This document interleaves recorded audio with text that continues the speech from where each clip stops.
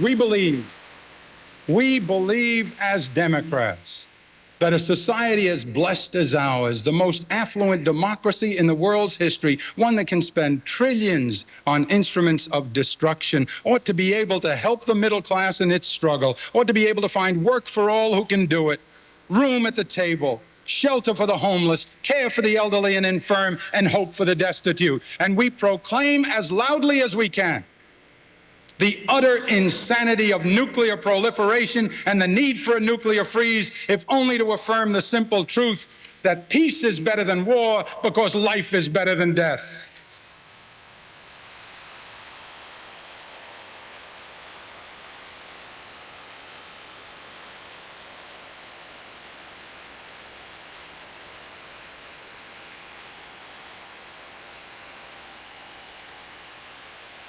This campaign has taught me much, that leaders must be tough enough to fight, tender enough to cry, human enough to make mistakes, humble enough to admit them, strong enough to absorb the pain, and resilient enough to bounce back and keep on moving.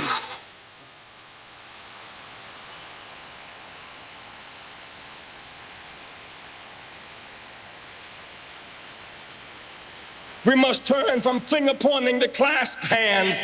We must share our burdens and our joys with each other once again. We must turn to each other and not on each other and choose higher ground.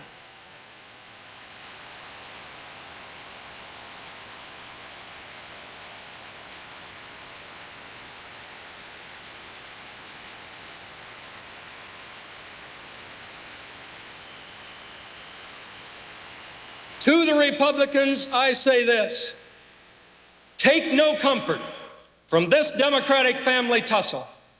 Ronald Reagan has provided all the unity we need.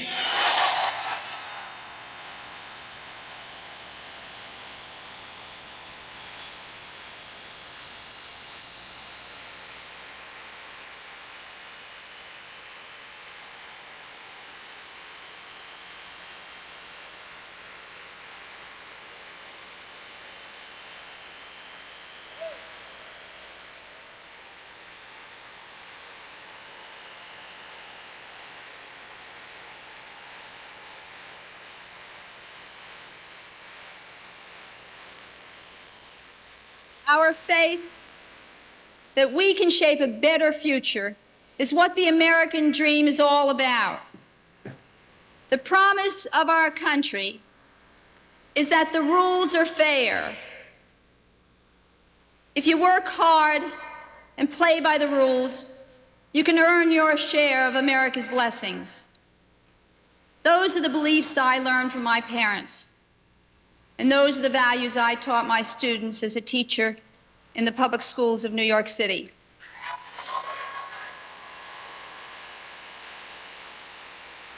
We are going to win.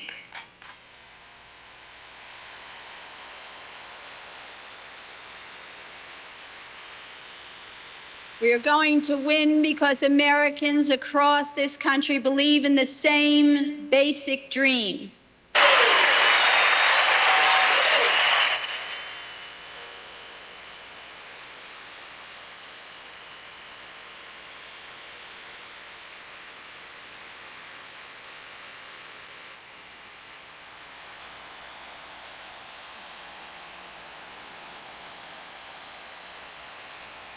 He intends to spend billions on sky wars in outer space. And that is why we must send him back to Hollywood, which is where both Star Wars and Ronald Reagan really belong.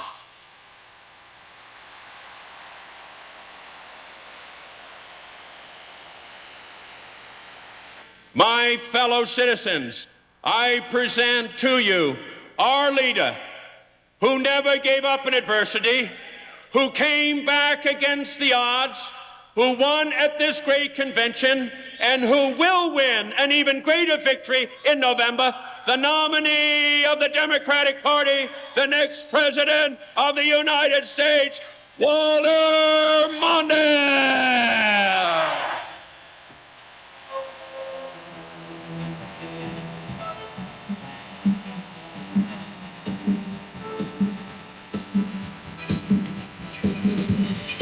When I grew up, and people ask us to imagine the future, we were full of dreams.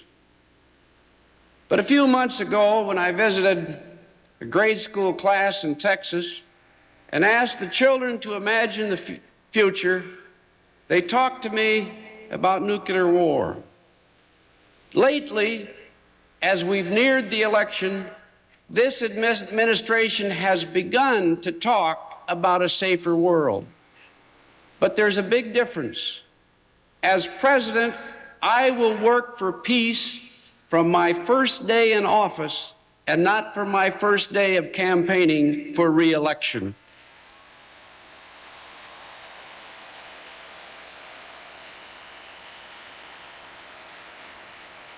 As